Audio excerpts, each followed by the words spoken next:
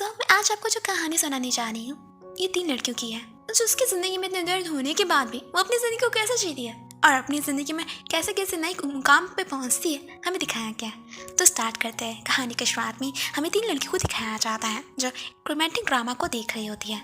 उसमें से तीनों उस कपल को जज कर रही होती है और कह रही होती है, मुझे पता है कि ये लोग फ्यूचर में साथ में रहेंगे ही नहीं, बस ये प्यार खिलावा है। और इन लोगों को पता था, उन लोग क्योंकि उन तीनों का दिल टूट चुका था प्यार के इस टेंस से, वो दिल हार चुकी थी। यहाँ पे हमें पहली लड़की को दिखाया जाता है जिसका नाम लिन जिन जो होता है, जो असलियत में एक राइटर बनना चाहती थी, लेकिन उसका एक बॉयफ्रेंड था जिससे वो बहुत प्यार करती थी। लेकिन कुछ अचानक से उनकी लड़ाइयाँ होने लगी और धीरे धीरे दरारें आ गई और वो उन लोग का रिश्ता टूट गया। यहाँ पे वो आखिरी बार अपने बॉयफ्रेंड से मिलने के लिए जाती है और उसे बताती है कि मैं अपनी आंखों से देखा था कि तुम किसी और लड़के के साथ होटल में थे। वो विश्वास कर लेता है क्योंकि उसे पता था कि उसने गलती की है, वो मान लेता है अपनी गलती और वो बहुत दुखी हो जाती है और वहाँ से वो चली जाती है। जैसे ही वो बाहर आती है उसे रोना आ रहा था और तभी उसकी नज़र एक शॉप पे जाती है जहाँ वो एक बहुत एक्सपेंसिव बैग को देखती है। ऐसा लग रहा था कि वो एक्सपेंसिव बैग उसे बातें कर रहा है, उसे कह रहा है कि उसे मोटिवेट कर रहा है कि तू अपने बॉयफ्रेंड को छोड़ने के लिए, अपने एक्स बॉयफ्रेंड को छोड़ने के लिए तुम पहले उसकी अपनी गंदी भावना है, उसके लिए कोई बुरा बनवाए से हटाओ, तभी तुम उसे भूल सकती हो। और वो उसे इतनी अट्रैक्ट हो जाती है, इतना उसको इतना अच्छा लगता है कि वो अपनी बहन का पैसा से उस बैग को खरीद लेती है, उसका चोरी करके पैसा उस बैग को खरीद लेती है और फिर अपने राइटिंग वाले करियर को स्टार्ट कर देती है और फिर मेहनत करने लगती है। यहाँ दिखाया जाता है कि दूसरे सीन में कि वो जाती है एक फेमस मशहूर राइटर के पास जिसने बहुत सी कहानियाँ लिखी हैं और उसने बहुत से अवार्ड्स भी मिले हैं। तो यहाँ पे वो उसकी कंपनी में जाती है और कहती है कि ऐसी ऐसी बातें हैं। तो यहाँ पे उसे पता चल गया था उसकी राइटिंग को देख के उस बॉस को कि तुम्हें ब्रेकअप मिला है ना, तुम्हारे को ब्रेकअप हुआ है ना। तो वो बोलती है कि हाँ, 1 साल पहले मेरा ब्रेकअप हो गया था। और यहाँ पे वो उसकी कहानी सुनाने लगती है, पूछती है कि हाँ हुआ था। तो वो बताती है कि मुझे एक बैग से मोटिवेशन मिला। तो यहाँ पे वो जिसकी बॉस थी वो भी कहती है कि तुम्हारी ज़िंदगी थोड़ी मेरे से मेल खाती है क्योंकि मैंने भी अपने बैग से मोटिवेशन लिया है। और यहाँ पे वो बोलती है कि ये मत समझना कि तुम्हारी राइटिंग अच्छी है और तुम्हारी कहानियाँ अच्छी है, मैंने इसलिए रखा है क्योंकि तुम्हारी ज़िंदगी भी मेरे से जैसी है और मुझे लगता है कि जितना मैं मोटिवेट हूँ उतना भी तुम भी कर सकती हो। यहाँ पे हमें दिखाया जाता है लेकिन वो अपनी ज़िंदगी में खुश थी और उसे लगा था कि राइटिंग वाला करियर बहुत आसान होगा, लेकिन वो हर दिन एक कहानी को राइट करना होता है और ये थोड़ा हार्ड काम भी होता है। तो यहाँ पे वो बैठ के डेली रूटीन जैसे अपना राइटिंग लिख ही रही होती है और तभी एक नए डायरेक्टर की एंट्री होती है। यहाँ पे वो बहुत सी स्टोरीज़ को, बहुत सी मूवीज़ को डायरेक्ट कर चुका है, लेकिन उसे कोई भी मूवी बहुत ज़्यादा हिट नहीं हुई है। और यहाँ पे वो उस कंपनी में आता है और यहाँ उसे बातें करता है जिसकी बॉस होती है हमारे लिम ओंजे, जो कि और उसे बातें करता है उसके बॉस से। और यहाँ पे वो उसे मुलाकात भी करती है और कैसे जाने लगती है क्योंकि उसका काम बहुत ज़्यादा हो गया था, क्योंकि वो कल से बैठ के बस एक राइटिंग लिखती जा रही थी कहानी को, तो उसका काम हो गया था। यहाँ डायरेक्टर कहता है कि इतनी जल्दी क्यों जा रही हो, मेरा काम अभी तक नहीं हुआ। तो वो बोलती है कि मुझे 2 दिन हो गए, मैंने बहुत काम किया है। और जब वो जाने लगती है तो वो गिर जाती है। उसको लगा था कि डायरेक्टर उसे पकड़ेगा, असलियत में वो अपना जान छुड़ाना चाहता था कि अगर वो गिरी तो उसे पकड़ेगा तो वो भी गिर जाएगा, इसलिए वो उसे छोड़ देता है। और यहाँ पे वो गिर जाती है और फिर उठ के चले जाती है। और यहाँ पे हमें वही से दिखाया जाता है जहाँ पे वो लोग अपनी ज़िंदगी पे बातें कर रहे होते हैं और यहाँ पे हमें दूसरी लड़की की ज़िंदगी को दिखाया जाता है। इस लड़की का नाम होता है अंजू। अंजू की ज़िंदगी कॉलेज लाइफ में बहुत अलग थी, जहाँ सारे लड़के उसके पीछे पड़े ही रहते थे।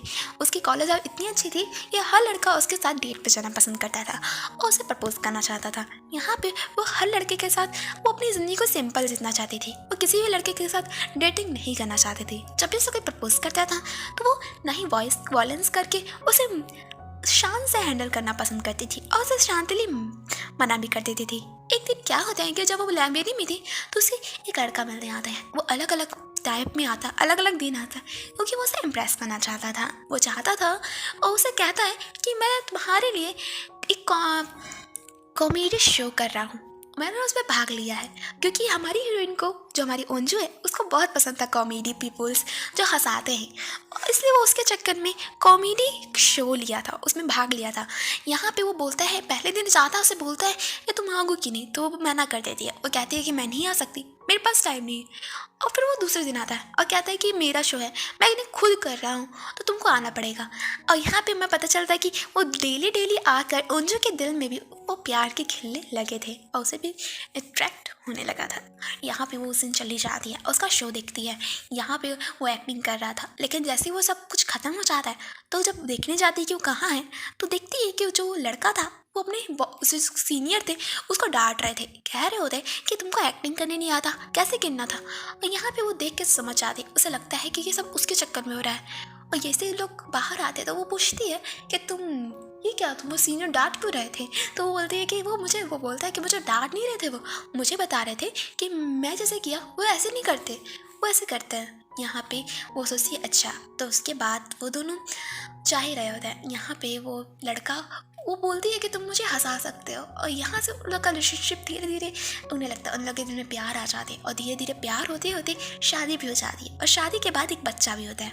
लेकिन हमें दिखाया जाता है कि उनकी शादी ज़्यादा दिन तक नहीं चलती। जैसे ही बच्चा होता है उसके बाद हमारा वो जो लड़का था वो उसे छोड़ना चाहता था। वो बोल रहा था कि मैं अपनी ज़िंदगी को अकेले जीना चाहता हूँ, मैं चाहता हूँ कि मैं अकेले से हूँ, और मैं दारू सिगरेट पी के अपनी ज़िंदगी को बर्बाद करूँ, तुम्हारी ज़िंदगी भी बर्बाद करूँगा।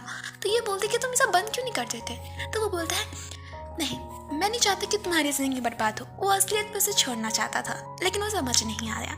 और यहाँ से वो उसे डिवोर्स ले लेता है। और यहाँ दिखाया जाता है दूसरे सीन में कि वो एक बड़े से एक सेलिब्रिटी बन चुका है। और ये देखकर उसे बहुत दुख होता है, क्योंकि उसे लगा था कि वो अपनी हम लोग के भले के लिए ले रहा है, लेकिन असलियत में वो सिगरेट सब बस सेलिब्रिटी बनने के लिए रहता है। अगर उसके पीछे कोई औरत नहीं रहेगी तो उसे आसानी रहेगी एक सक्सेसफुल सेलिब्रिटी बनने में, इसलिए वो सेलिब्रिटी बन गया था।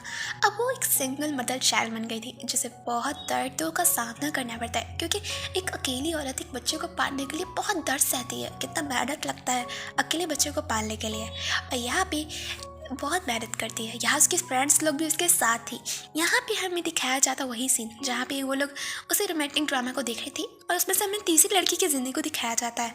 इसका नाम ली ओन शांग होता है, जो बहुत ही अच्छी एक रूट पर्सनैलिटी होती है। लेकिन जब वो अपने ऑफिस में काम करती है तो उसके जो कलीग्स होते हैं वो बहुत अजीब होते हैं। उसे साइलेंस चाहिए था हमारी ओन जो कांग को, लेकिन वो उसे कोई साइलेंस नहीं था। सारे कलीग उसको चिल्लाते रहते हैं, क्योंकि वो उसे जूनियर थी तो उसे काम ही कराना पसंद करते हैं। कभी बोलते हैं वो कर दो, और उसका बॉस भी कभी कभी उसे डांट देता है, लेकिन उसको गुस्सा आता है।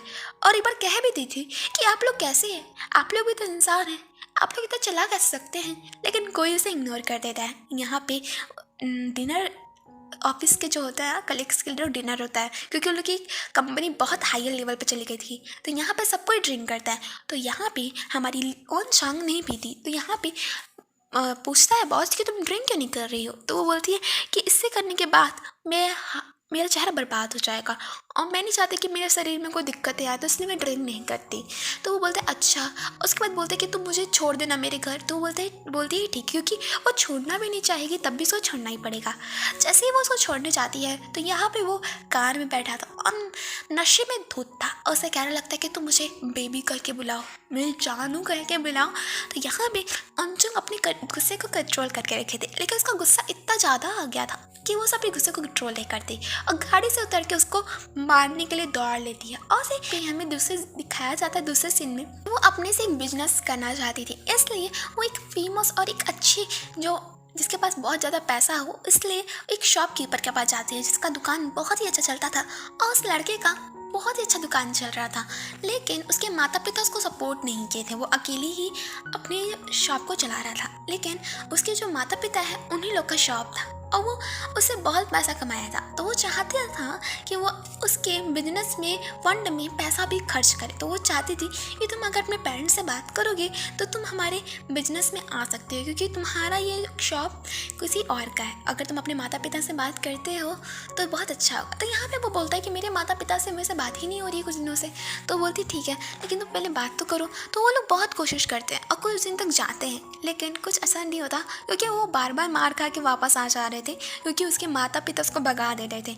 और एक बार क्या होता है कि जैसे ही वो जाते हैं तो वैसे ही उसको चोट भी लग जाती है, लड़का बार बार मार खाता है। तो यहाँ पे वो लोग कार में जा रहे होते हैं। फिर हमें दूसरे में दिखाया जाता है इवनिंग का समय, जहाँ वो दोनों बातें कर रहे होते हैं। उन लोग भी थोड़ा रोमांटिक हो गया था, और यहाँ पे वो एक दूसरे से प्यार करने लगते हैं। यहाँ दोनों से इतना प्यार करने लगते हैं कि वो अपनी ज़िंदगी में खुश थे। लेकिन अचानक उस लड़के को कैंसर हो जाता है और उस लड़के का डेथ हो जाता है। हमें दिखाया जाता दोनों केस में, उस दोनों लड़कियों में उसको अपना प्यार नहीं मिला था, लेकिन इसका सच्चा प्यार होने के बाद भी उसको प्यार नहीं मिला। उसका प्यार तो चला ही गया कैंसर के कारण। और ये उसके कारण मेंटली भी डिस्टर्ब हो गई थी। वो अपने से ही बातें करती थी क्योंकि उसको लगता था कि उसके साथ वो लड़का है, उसका बॉयफ्रेंड, लेकिन वो असल में था ही नहीं। और ये सब के डर में उसके सारी फ्रेंड उसके साथ रहती थी क्योंकि वो अकेली इतनी डिस्टर्ब हो गई थी। उसको घर में भी अकेले ही रहना पड़ता था, तो वो बहुत परेशान हो गई थी और अपना हाथ काट ली थी। यहाँ पे सारी दोस्त उसके लिए बहुत रोती है, उसे लगता है कि सब उसके चक्कर में है, इसलिए वो लोग उसके घर आके रहने लगती हैं और उसके साथ खाना पकाती हैं और अपनी ज़िंदगी को व्यर्थ करने के लिए जीती हैं।